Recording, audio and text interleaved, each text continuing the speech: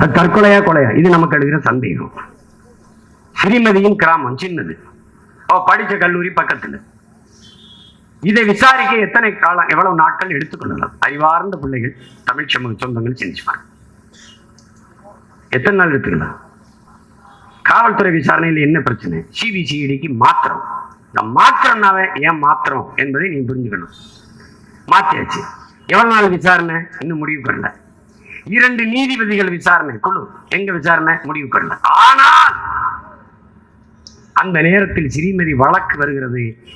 சென்னை உயர்நீதிமன்றம் ஒரு தீர்ப்பை தருகிறது. அது தற்கொலை தான். சிபிசிஐடி விசாரணை முடியல, அறிக்கை வரல. நீதிபதிகள் விசாரணை முடியல, அறிக்கை வரல. அதற்குள் நீதிபதி அது தற்கொலை தான் என்று தீர்ப்பு சொன்னால் எங்க போயிட்டு இருக்கடா ஒரு நாடு? சட்டம் நீதி தீர்ப்பு யோசிச்சுக்கணும். அவ்வளவுதான். ஆமா சொன்ன மாதிரி இப்ப சொல்லுதுங்க. இப்ப சொல்லுது நீதிமன்றம் தூத்துக்குடியில் நடந்தது அது கொடுமை, அதையெல்லாம் எப்படி சகிக்கிறதுன்னு இப்ப உனக்கு தெரியுமா? அந்த செயலில் ஈடுபட்ட அத்தனை பேருக்கும் பணி இடமாற்றம், பணி உயர்வு. இந்த பல்லப்படுனால ஒரு பல்வீர் சிங் அவனுக்கு பணி உயர்வு, பணி இடமாற்றம். அந்த கள்ளச்சாராய சாவல் ஒரு காவல்துறை அதிகாரியை இடை நீக்கினாங்கல்ல, அவருக்கு பணி இடமாற்றம், பணி உயர்வு. சென்னையில் தலைநகர்ல போக்குவரத்து துறைக்கு. இவ்வளவுதான் இந்த ஆட்சியாளர்கள். இவ்வளவுதான். 38-40 குழுக்களை போட்டிருக்கிறார் ஐயா ஸ்டாலின் இந்த 3 ஆண்டுகள்ல. ஒரு புழு கூட 2 அங்குல அப்படி நகரம்டா. இவன் போட்ட புழு 1 கூட நகராது. நீட்டுக்காக விசாரணை செஞ்ச நீதிபதி ஐயா கொடுத்த அறிக்கை என்னாச்சு? அம்மா அருணாச்சலதன் தூத்துக்குடி துப்பாக்கி சூட்டுக்காக விசாரித்து தாக்கல் செய்த அந்த அறிக்கை என்னாச்சு? இவர்களை மாறி ஒரு கொடுங்கோளர்களை நீ என்னைக்கு சந்திக்க முடியாது. தம்பி கார்த்திக் சொன்ன மாதிரி மின்கட்டண உயர்வு அது எதை நோக்கி நகருதுன்னு பாரு. குறிப்பா இப்படி பாரு, பேருந்தை அரசு போக்குவரத்து அரசு பேருந்தை தனியார் மையப்ப தனியாருக்கு ஒப்பந்தம் கொடுக்குற டெண்டர். ஏன் இப்படி கேள்வி? ஏன் நட்டத்துல போகுது. தனியார் எடுத்து என்ன பண்ணுவார்? அவர் லாபத்தில் இயக்கிடுவார். இது மாதிரி ஒரு வேலை திட்டத்தை எங்க ஒரு ஒற்றை முதலாளி நட்டத்தில் இழப்பில் இருக்கிற போக்குவரத்தை எடுத்து லாபத்தில் நடத்திவிட முடியும். 8 கோடி மக்களால் நிறுவப்பட்ட அதிகாரத்தால் அரசால் அதை லாபகரமாக நடத்த முடியாது என்றால் யோசிச்சு. ஏன்னா தனியார் கொடுத்துடணும். தனியார் கொடுக்கும்போது என் மாணவ பிள்ளைகள் கொடுக்குற இலவச பஸ் வாசி இருக்குமா? எடுத்துவியா. பெண்களுக்கு கொடுத்துருக்க இலவச கட்டணம் இருக்கு, அது இருக்குமா? எடுத்துவியா. என்னுடைய அருமை சகோதரன்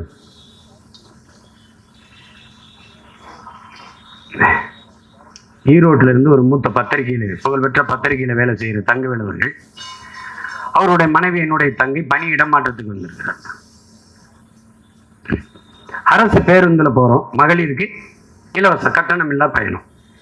அது சொல்லுது கண்ணீரோட, ஒரு துளி கூட மதிக்கிறது இல்லைன்னா நடத்துனர்கள் எங்களை மதிக்கிறது இல்லை. காரணம் இலவசம். இலவசம் என்ற சொல்லால் நம் பெண் பிள்ளைகளின் மானத்தை எடுத்து அவமானப்படுத்தியதான் மிச்சம் இந்த அரசு.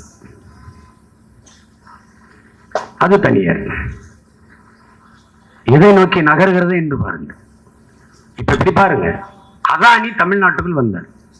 உலகத்தின் மிகப்பெரிய பணக்காரர், இந்தியாவின் மிகப்பெரிய தொழிலதிபர், மோடி அவர்களுடைய நெருக்கமான நண்பர்.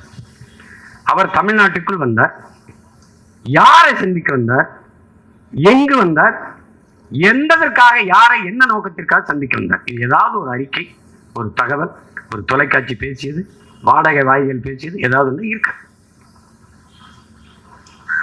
இப்ப எதற்காக வந்தார்?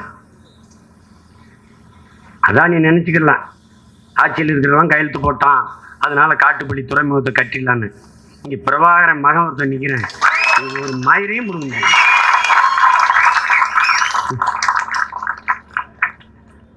அதெல்லாம் போப்பா. அது மீனவன் பிரச்சனை, அங்க இருக்கிற குடிகள் பிரச்சனை, அது என் நாட்டு பிரச்சனை, என் நிலம் சார்ந்த பிரச்சனை, என் இனம் சார்ந்த பிரச்சனை. இருக்கிற துறைமுகத்தில் என்ன பிரச்சனை? விளக்கு. இருக்கிற விண்ணூர்தி நிலையத்தில் மீனம்பாக்கத்தில் என்ன பிரச்சனை? சொல்லு. அதுக்கப்புறம் நீ பறந்துருட்ட போ. எதற்காக வந்தார் அதை சொல்ல ஏன் இந்த அரசு தயங்குகிறது? பாருங்க எப்படிப்பட்ட ஒரு ஒரு ஆட்சி முறை நடந்து கொண்டிருக்குன்னு. ஒண்ணும் இல்லை, இப்ப இங்க இருக்குல்ல பயன்படுத்துகிற மின்சாரத்தை அளவிடுகிற பெட்டி இருக்குல்ல, எத்தனை அழகு மின்சாரம் பயன்படுத்தி இருக்குன்னு அளவிடுகிற அந்த பெட்டி, அந்த கருவி பொருத்தீர்கள், அது அதானியோட. இது மின் உற்பத்தி ஆற்றுறதுக்கு தம்பி கார்த்திக் மருத்துவரை தான் பேசினார். அரசிடத்தில் இருப்பதை விட அதிக மின் உற்பத்தி திட்டங்கள் தனியார் முதலாளிகிட்ட, மத்திய மாநில அரசுகிட்ட இருப்பதை விட அதிக மின் உற்பத்தி திட்டங்கள், மின் உற்பத்தி நிறுவனங்கள், நிலையங்கள் தனியார்ட்ட.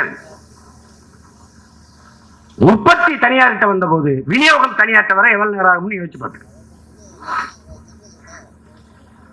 இந்த பெட்டி வந்துருச்சு, எல்லா வீட்டுக்கும் அவன் தான் பொறுத்துறான். அதுல எழுதிருக்கு பாரு, அதானின்னு இருக்கணும். இருக்கா இல்லையா? இருக்கு. மின் உற்பத்தி விநியோகத்தை தனியார்ட்ட கொடுக்க இழப்பு இழப்புன்னு காட்டுவார்கள். எப்படி போக்குவரத்து என்ன சொல்றாங்க? நட்டத்துல ஓடுது. மின் உற்பத்திக்கு 1,50,000 கோடிக்கு மேல இழப்பு. கட்டணம் உயர்ந்து கொண்டே இருக்கு. உயர்த்துங்கள் ஐயா ஸ்டாலின் அவர்களே. நீங்க நேர்மையான நிர்வாகி, சிறந்த தலைவர். விக்கிரவாண்டி தேர்தலுக்கு முன்பாக இந்த மின் கட்டணத்தை உயர்த்தி இருந்தால் உங்களை பாராட்டலாம்.